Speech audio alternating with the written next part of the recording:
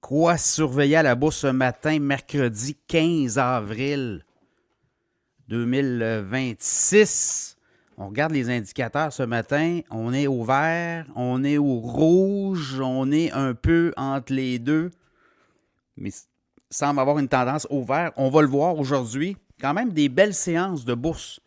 On est quasiment revenu au record atteint de tous les temps. Là. Quand vous regardez S&P 500, le Dow Jones, le Nasdaq, on est très haut, on est revenu très haut. Et là, on va avoir une indication parce qu'on a commencé à avoir les résultats du premier trimestre, les earnings. Et ça donne des signes que l'économie se porte bien aux États-Unis, à tout le moins les consommateurs, entre autres les entreprises, les profits. Hein. Le test, c'est vraiment la profitabilité.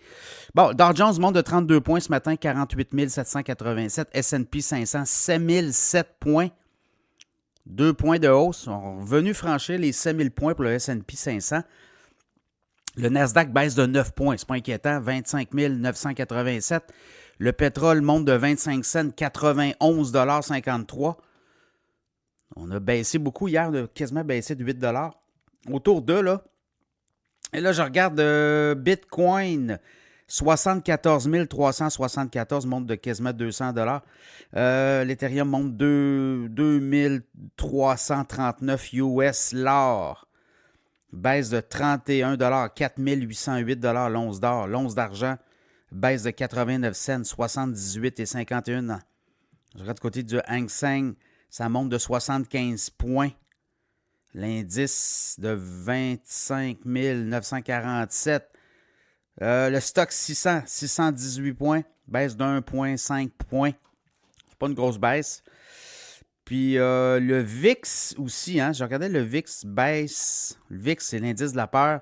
Il avait beaucoup monté dans les dernières semaines. Et quand vous regardez l'indice VIX, on revenait à 18 points.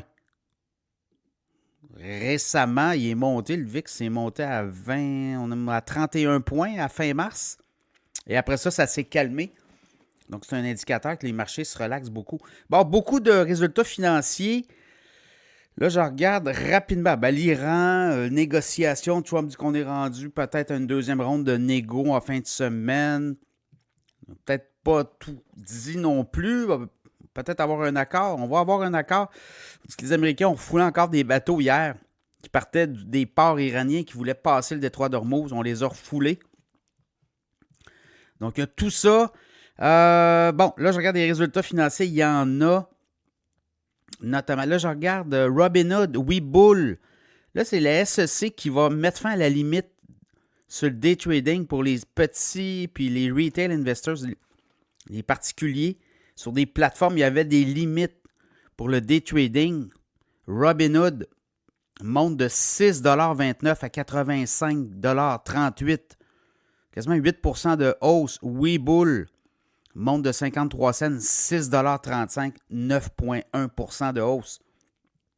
Sinon, on a des résultats financiers. Morgan Stanley, très bon résultat. Le titre de Morgan Stanley monte de 5,39 $, quasiment 3% de hausse, 188,73 $. On a des profits de 3,43 $ par action. On attendait 3 $. On a battu les attentes des analystes. Morgan Stanley, c'est une grosse banque d'affaires.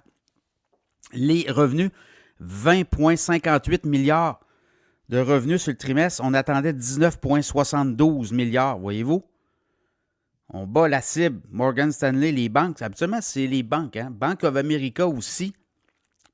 Le titre monte de 85 cents, 54,20 $, quasiment 1,6% de hausse. 1,11 $ de profit par action. On attendait 1,1 $. On bat la cible. Au niveau des revenus, 30,43 milliards de revenus. On attendait 29,93 milliards. On bat la cible. Le titre monte. C'est bon signe. Quand les banques sont en shape aux États-Unis, comme au Canada, ça indique que l'économie va quand même pas si mal. Snap annonce des plans de restriction, notamment réduction de personnel. Le titre monte de 7,7% en avant-marché. 43 cents de hausse à 6,3 $. Snap, c'est un titre qui s'est fait pas mal magané. Là. Si je regarde depuis un an, c'est un titre qui était quand même, il est monté au mois de juillet. Il était à 10 une. Il est tombé à 3,81 récemment. Puis là, il monte à 6,3 Réseau social, Snap. En tout cas, on va voir là, s'ils sont capables de faire le ménage et replacer les choses. Bon, sinon, je regarde. Sinon. Il y a d'autres résultats financiers aujourd'hui. Et oui, Broadcom, une entente avec Meta. On va avoir beaucoup de technologies de Broadcom chez Meta. Voyez-vous, le titre de Broadcom, c'est un contrat quand même important. Là. Et là, je regarde, le titre de Broadcom monte de 8,34 389,13 2,2% de hausse. Broadcom, Meta aussi monte. Meta s'est replacé, là. Monte de 3,26 665 et 75. Donc, on a ça aussi comme avenue. Je regarde là, les résultats financiers aujourd'hui, il y en a pas mal. Là. Aujourd'hui, on va avoir ASML, Morgan Stanley, on a parlé Bank of America. Demain, là, on va avoir Taiwan Semiconductor, Charles Schwab, PepsiCo, Bank of New York. On va avoir Citizen Financial, Abbott, Netflix, Alcoa, First National Bank. On va avoir beaucoup de résultats financiers demain aussi. Et c'est reparti, les amis.